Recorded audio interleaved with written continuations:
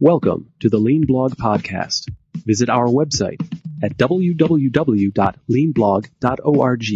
Now, here's your host, Mark Graban.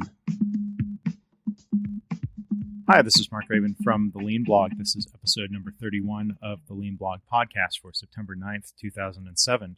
Our guest once again today is David Meier, the co-author of the books The Toyota Way Field Book and the more recent Toyota Talent, which is the focus of our conversation today. I hope you enjoyed the podcast. If you have any feedback or comments, you can contact me at leanpodcast@gmail.com or via the website leanblog.org. For show notes and past episodes of the podcast, you can get to those directly by visiting leanpodcast.org. Thanks for listening. Well, joining us once again on the Lean Blog Podcast is David Meier. Thanks for being here. Thank you, Mark. Appreciate it. We're here talking about primarily the new book, Toyota Talent, that you co-authored with Jeff Leiker. I was wondering if you could give us a brief overview of the book and talk about some of the motivation for writing this one. Sure. Well, after we finished with the field book, we took a look, and in my experience with organizations, I think the biggest gap really is the development of people, and specifically training, and really the TWI approach and job instruction is the key. And we touched on it briefly in the field book, but we really didn't have enough room there to expand on it thoroughly. So I felt like it was something still missing in that arena. It's a really important process to me. It's probably the number 2 most important skill I learned at Toyota, following problem solving. So, kind of crazy. We put a lot of time and effort into the field book, and we were should have taken a break, but I felt like it was really important. So, we decided to go that route. I kind of had to talk Jeff into it.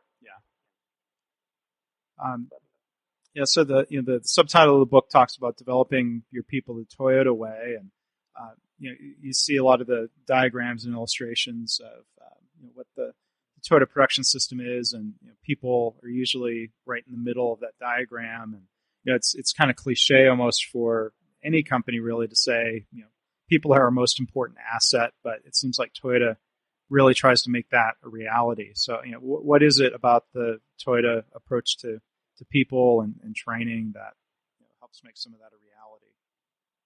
Well, speaking of that cliche, I was at a facility this years ago when I first started consulting, and they had a great big banner right across the door.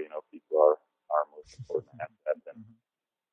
And I, at the time I was a little naive, I guess, and I thought, oh, that's really great. I'll be able to work with this organization. And in the first conversation with the plant manager, the first question was, how many heads can I cut? So I ran outside to look at the banner again, make sure I hadn't misread it or something.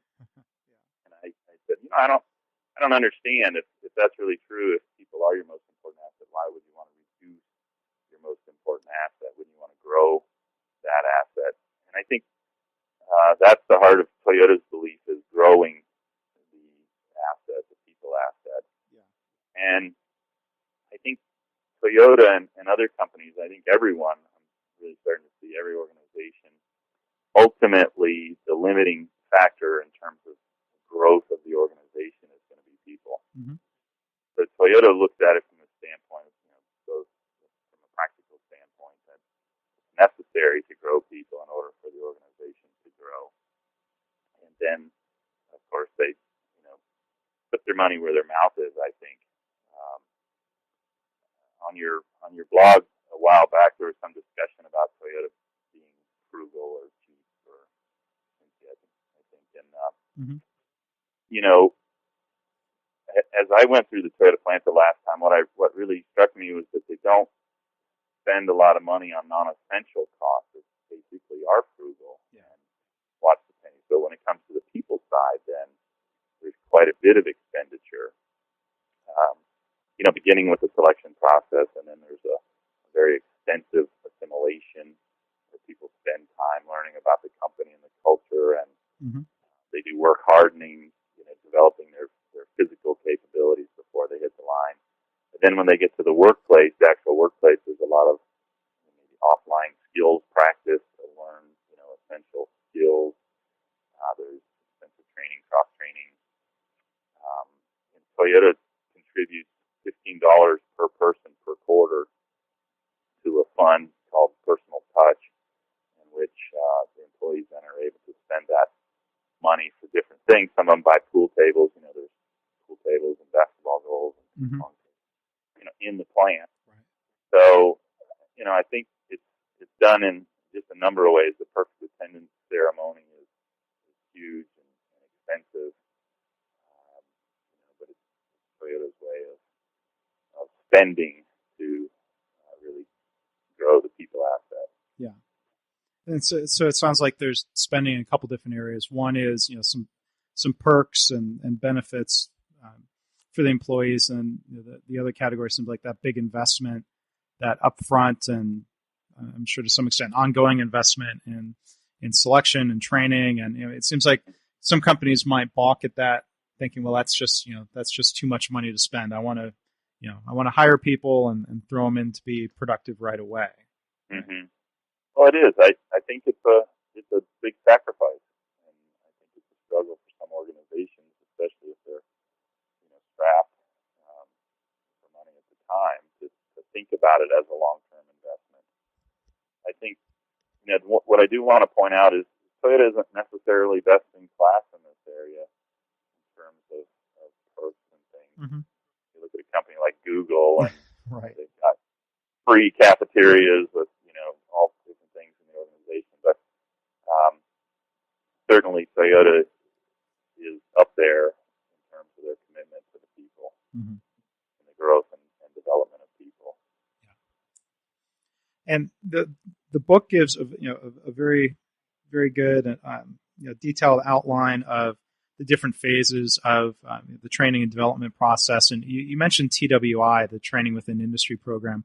So I wonder if you could talk to us a little bit about how Toyota has used and adopted, or built upon that methodology. Yes. Well, I think primarily one thing that Toyota picked up from the methodology is this idea of breaking down a job, and it really comes through in two different modules: in the job methods process and in the job instruction process. Both of those are based on this 4-step methodology, and in both of those there's a lot of questioning of the detail and breaking down jobs into rather minute detail. And I think Toyota really picked up on those. Some of that history I'm not completely clear on personally, but Mr. Kato, who was the gentleman who trained me in the job instruction methodology back in 1987. He did an interview with Art Smalley, and there he talked about how the job methods process was a little bit narrow for Toyota. It didn't include concepts like tack time and flow, which Ono was really interested in. Right. And so Toyota, I think you can definitely see the connection. When I got hold of the original materials just about 5 years ago, and I looked at the original TWI materials, there was a lot of, I would say, copying involved. Toyota took those ideas directly, and then in some cases they modified. In terms of job instruction, they were really true to the original method. When I read the original book, I felt like that was back in my training. Kato followed that methodology pretty strictly. There were a few modifications, and I think that material is from 1940s, so right. a little bit dated in some cases, and some terminologies and things were updated. But basically, the core methodology, the 4-step method, is still used in Toyota today for training purposes. Yeah. When you talk about breaking down a job, I think when we've talked before outside the podcast, I remember a comment you made about the level of detail that Toyota goes through, really looking at minute detail. And I was wondering if you could, maybe share some stories about that, or why it can be valuable to really look at such a fine level of detail. Okay. Yeah. Again, I think that idea of breaking the job down originated with the TWI methodologies, especially in job methods. There's this 4-step method to really question every detail, to look at it. And I think Toyota took that to heart and probably realized that within the detail is the secret of doing a job effectively. And then also at that detailed level, being able to communicate that and transfer that understanding to other people, so teach other people. And when I look at other companies and I try to think about it, and I talk to the leadership there about their knowledge of the job, the knowledge is fairly superficial. We kind of have a broad knowledge. This is basically what happens. But in terms of asking specific questions, what happens if you do it this way, for example? Usually there's not that depth of understanding. So, we kind of guesstimated in the book that maybe Toyota goes into detail 5 times more than most other companies, or 10 times more. Yeah. But it's very detailed, and I told a group recently, the examples in there from bumper molding. A friend of mine from Toyota who also worked in bumper molding, and read that, and he said, "Well, I bet you pulled those sheets from your archives." And I said, "No, I actually pulled those from my memory." Mm-hmm. And the detail that I was able to recall after 14 years, it's 14 years since I worked in that area, kind of indicates how deeply we understood the work. Yeah. The kind of detail we went into. And in the book, we talk about breaking it into the categories of critical or important, or not so important. So in terms of the critical steps of the job, I can probably remember those for every work area that I was responsible for at Toyota. Right. Yeah, you talk about the critical steps, and one thing I really like about the TWI and the job breakdown sheet method is the focus on the key points. Mm-hmm. And kind of going that extra step further of explaining why steps are important. It seems like that's a very common theme in the Toyota approach. Maybe I assume it ties into the idea of respect for people, that you're taking that extra effort, not just because I said so as the boss or a coworker, but because there's some legitimate reason behind it, right? Right. Well, and I think that was one part where Toyota modified the job instruction method. The original material didn't really talk about presenting the reason so much. Mm-hmm. And what I found personally, there's several benefits to it. One is that it's kind of a reality check as you're breaking down the job to find out, is there really a valid reason that we do it this way, or am I just trying to promote my personal methodology? Mm-hmm. Right? Because everybody kind of has a favorite way. And so, what people would say sometimes, they'd break down a job and they'd identify a key point, and they'd say the reason is for safety. Yeah. Well, specifically, what is it that we're trying to prevent? Are we trying to prevent some specific injury or something? And so the second piece is it kind of forces you at that point to really question the validity of the key point. And the key to the process is to minimize those, to really just look at the most relevant pieces of information. Mm-hmm. Because when you're trying to teach somebody something, literally you could elaborate on all kinds of things. And guys ask me all the time with standardized work, they say, well, do we have to talk about which hand the screwdriver's in? Right. Or, which angle? Well, it depends. It depends on the relevance of that. Mm-hmm. Is it necessary to have a screwdriver in one hand? Does it benefit productivity? Is it, related to the flow of the workplace? Is it, So we have to consider the key points and have a lot of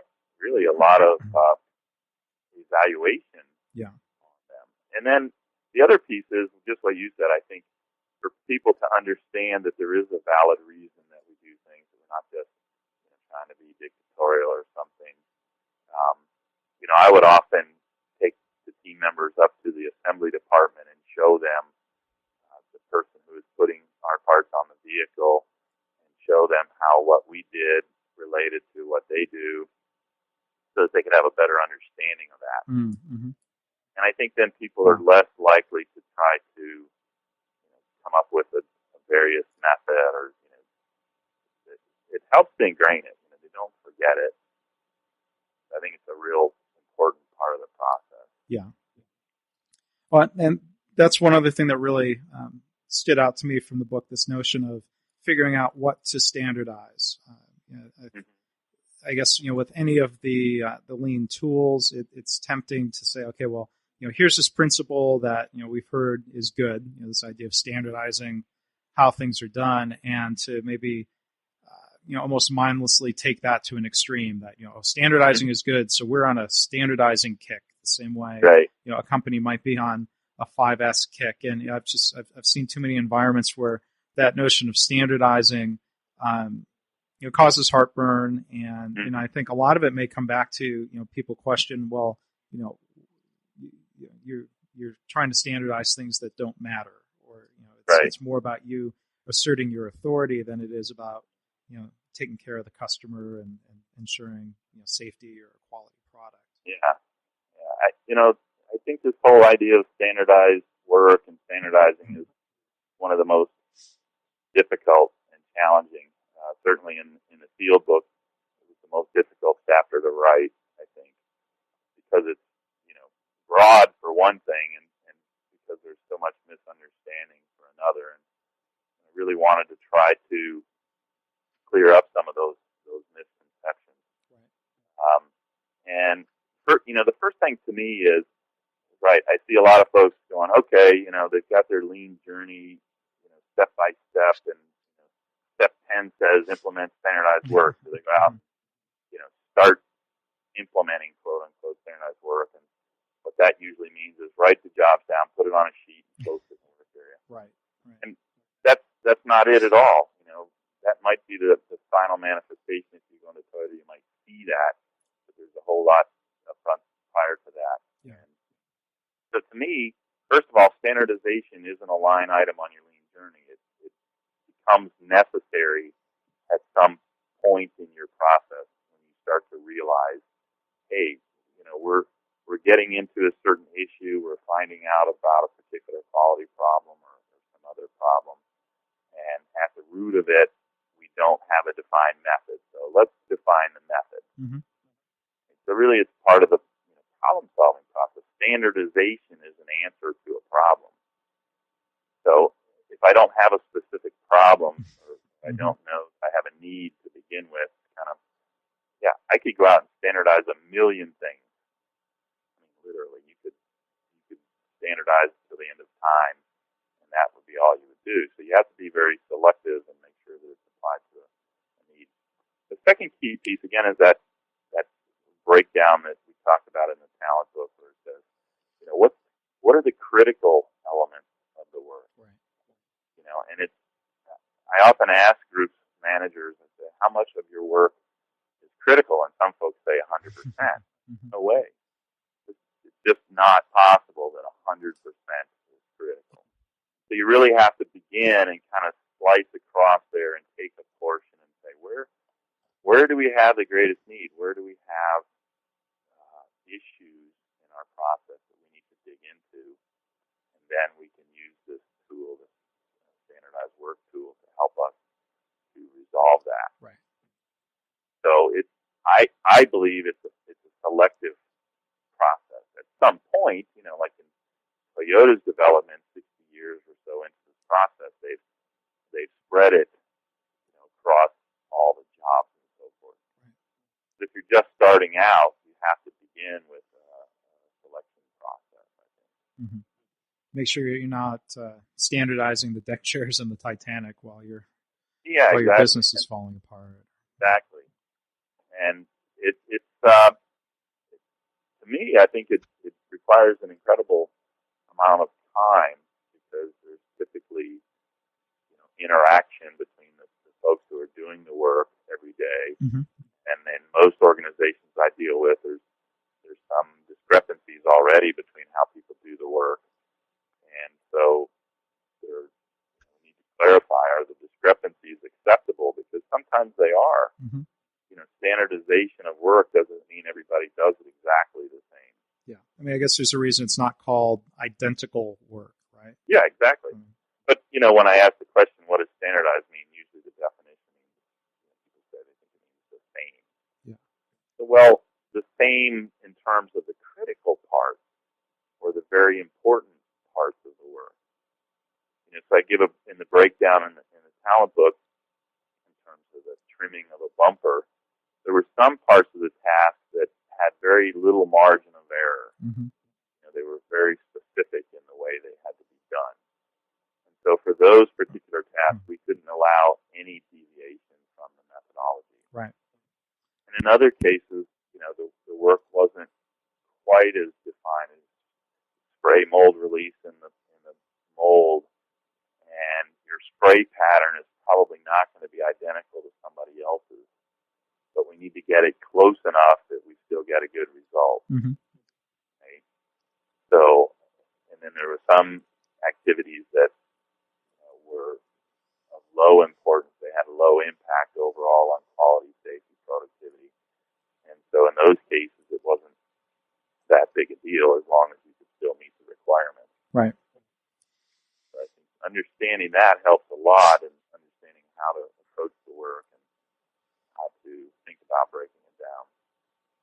Yeah, one example I've thought of when you're talking about the context of what to standardize comes back to the many years I was in marching bands, and the standard work and the training involved in the marching band, oftentimes comes to a level of detail I would never ask people to specify in regular work. Marching band, they teach you always take your first step with your left foot, and that each of your steps have to be 22 and a half inches long, and it's a very precise specifications there. But from a visual standpoint, those things end up being very important, so that everybody is moving in unison, and people are moving, staying in straight lines and hitting yard lines, at the same time.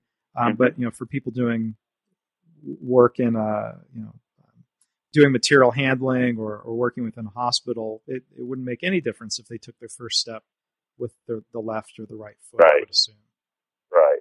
Yeah, I think that's a good analogy, and I think if you look in sports, particularly Olympic events, swimming, body position, exact position of the hands, all of those things can make the difference of a hundredth of a second, which can mean the difference between a gold and a silver, right? And, with a marching band, having everyone in unison is a critical part of the overall presentation. Right.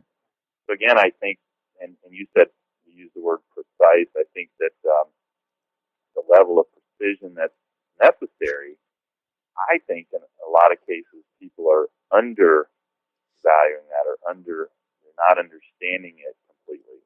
There's an assumption, that's not really that critical. But then you see the end result in a high level of defects or low productivity, that sort of thing.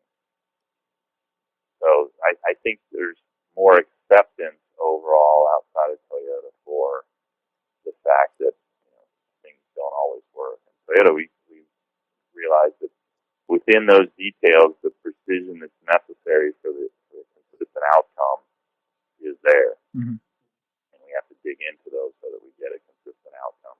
Yeah. One other thing I thought was worth highlighting from the book is the idea that job breakdown or the standard work process is something that doesn't just apply to, say, highly repetitive 40-second assembly line cycles. You shared some examples. I was wondering if you could talk about the idea of doing job breakdown and standard work for jobs that are maybe less routine. Sure. Yeah, and that's a challenge, but I learned to apply this method at Toyota, and a lot of the jobs that we had in plastics weren't necessarily the routine 55-second activities, and yet we were breaking those down and training people. So for me, we wanted to include some examples from healthcare, from outside of standard manufacturing. Mm-hmm. Even within manufacturing, I believe there's just a number of jobs. You mentioned material handling, for example, a number of jobs that aren't on that kind of tight, cyclical, repetitive basis. So, we take a look at the work. I still realize, though, that for some of the tasks, there may be some repetition to that. So we kind of start breaking it down, and we put into categories of a core task. Mm-hmm. And the art of breaking down a job is just trying to categorize and group the different elements, because what you're trying to do is you're trying to get down to what we call a teachable bit. Mm-hmm. All portion of the work that can be taught to someone in a matter of about 15 minutes worth of training, mm-hmm. about 15 minutes worth of the student repeating back and demonstrating back. So about a 30-minute interval for training is considered to be about average. And then, of course, there's more practice required after that. Mm-hmm. So we look at a job like a nurse, and we consider that a nurse is bouncing all over the place, and they go here and there. And of course, from their perspective, they say, oh, well, how am I ever supposed to break my job down? It's never the same. But in reality, there's a lot of sameness within the mm-hmm. job. It just doesn't repeat on any kind of cycle.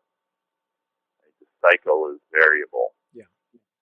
But if you get beyond that, if you get beyond the sequence of the work steps and just think about the individual activities that are done, then you can really get down to that level and break it down. Yeah. So if you may have, let's say, as a nurse, a very unpredictable day as far as the exact sequence and timing, but you have certain activities that come up very frequently, and so you could do a job breakdown for specific patient interactions or specific functions that you do during the day. And it sounds like what you're saying is not try to train somebody on the complete end-to-end job, but to pick small, like you said, small chunks or individual tasks, rather than trying to, I guess, the fear would be that you overwhelm somebody by trying to stuff too much knowledge in their head all at once.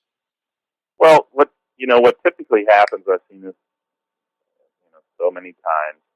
You mentioned teaching the complete task. So if I'm trying to train a nurse, for example, and the typical method is here, go shadow Dave. You're going to be with Dave for a couple of days or weeks or whatever. Here I am, and I'm trying to think about teaching you in some sequential manner, and of course the work isn't sequential at all. Mm-hmm. I start off and I say, okay, Mark, the first thing you have to do is this, and I start to show you, and we're about a third of the way into that, and all of a sudden something else pops up. Okay, hold on a second, we got to run over here. And so I go over there and change gears and say, well, Mark, when you're doing this, here's what you have to do. And we get halfway into that, and all of a sudden something else pops up, and we go running off in another direction. And so what happens is, study after studies indicate what our limits are in terms of learning capabilities and how many of those chunks we can absorb at any given time. And so the student becomes quickly confused, first of all, because the training has gone off on 4 or 5 different tracks, and then overwhelmed, and so and don't get an opportunity then to also practice and repeat back what was learned and some of those important things. So I've seen a lot of folks try to do that with a non-cyclical job is more challenging, of course, because of the nature of the work. So the first thing is, when training, we have to separate ourselves from the real work at the time we're training.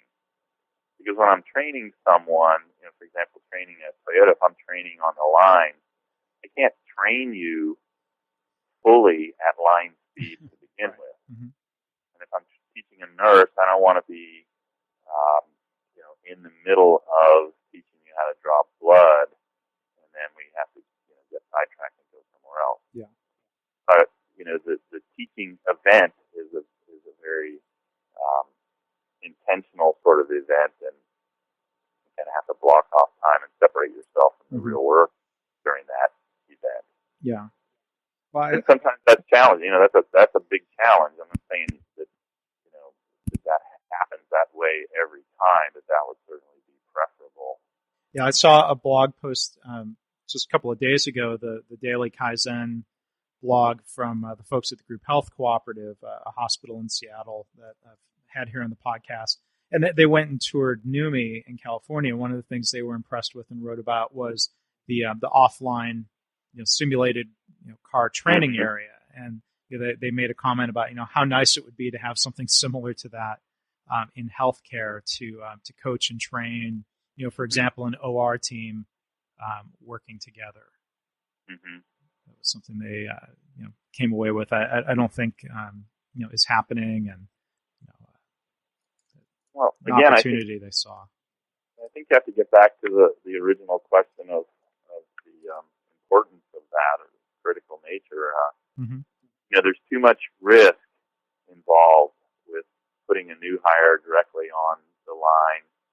There's too much risk involved in shutting down the line. There's too much risk involved in terms of damaging the product or even potential injury. So the offline training is really a way to minimize that risk. It's not like Toyota looks at it, and says, "Oh, let's do it this way because there's some training advantage." I think it's more to get the basic skills mastered before you risk the chance of somebody slipping with a screw gun and scratching a vehicle, which is a costly type of error. Right? So, and the line speed is there as an issue. And so I've trained a lot of people online at rate, but the way you do that is you have to have the regular operator there to do 45 seconds of the 55-second work, and then you do 10 seconds. You teach the person how to do 10 seconds worth of work. And once they master the 10 seconds, you teach them another 10 seconds. Yeah. And then another 10 seconds and another 10 seconds. So it's a more lengthy process to teach someone online. I can actually accelerate the process by doing it offline. Yeah. So we're starting to get a little bit short on time here, David, but I was wondering if you could talk a little bit about the new Toyota plant in San Antonio, with the ramp up and training of new employees and developing of a new process. How some of the methodologies from Toyota Talent are being applied down there? Sure, Mark. Well, one thing I think is that in the San Antonio plant, of course, they're producing a new product for Toyota, the full-size pickup truck, and so I'm imagining that there's a lot of learning from the ground up in terms of the jobs and trying to do processes that Toyota hasn't done. And most of the other facilities, the product has been produced in Japan or somewhere, so they've got some prior history. So I'm sure that they're doing a lot of breaking down of the work and trying to understand the specifics there. I'm sure that they're using some of the principles in terms of training offline, or some of the newer things that they're doing in the global production center that we talked about in the book. But the other thing that's interesting is that there aren't a lot of local automotive suppliers in that region. They're going to put the plant in Texas because it's the heart of truck buying country. But there weren't a lot of suppliers there, so Toyota has kind of a different approach where they put 21 of the suppliers on site, right on the Toyota property.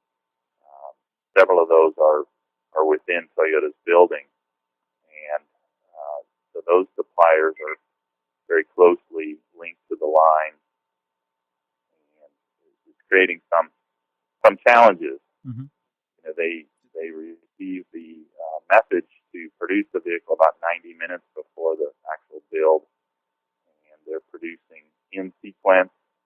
Many of the suppliers are kitting the products to send to the line. So in both of those cases, it requires them to have perfect quality. Essentially the quality has to be great, and the people have to be well trained. They have to have the foundations of standardized work and training in place. One of the site managers there, he said that this tight connection forces them to have to be better than anyone else. Yeah. And I think if you look at the situation, most people would say, well, that's kind of crazy to be that tightly connected with not much protection. And I think that's precisely the idea that Toyota has there. It raises the urgency level and makes it critical. A different example of lowering the water to force them to get better. That right. I'm sure problems do occur, but they have a way of correcting that and making sure the problem maybe doesn't happen again. Yeah, definitely. There's problems that occur. It's challenging. I think it's certainly a risky proposition, but Toyota has worked to create systems to try to help alleviate some of those issues, and it does. It forces everyone there to really have to be on their game and to perform at a high level. Mm-hmm. I think that's basically the idea. Is there some short-term risk of the line stopping or things? Yes, and I think if you see anything in the news, you can see that they are experiencing some difficulties in the plant and trying to get things lined out. Yeah. But I'm sure they're working on it, and that's I guess the key of pushing towards perfection. Always working on it, right? That's right. Yeah. Okay. Well, once again, we want to thank you for joining us here on the podcast. As I mentioned on the blog, I wrote a separate review. Really enjoyed Toyota Talent. There's definitely a lot of good conceptual, interesting material in there, but there's also a lot that's very practical and applicable. So I definitely recommend the book on a number of different levels. And for people listening, if you want to come to leanpodcast.org, look for the link to this podcast. I'll have links to this book and the others in the series and some of the topics that we talked about today. So, David, I want to thank you again for sharing your insights and being here with us. Well, thank you, Mark. And looking at the time now, I just realized that almost an hour just whizzed by very quickly. So I appreciate your efforts there on the blog and keep up the good work and keep us posted on your upcoming work. Well, thanks. Hopefully we'll talk to you again soon. Okay, thanks, Mark. All right, thank you. Thanks for listening. This has been the Lean Blog Podcast. For Lean news and commentary updated daily, visit www.leanblog.org. If you have any questions or comments about this podcast, email Mark at leanpodcast@gmail.com.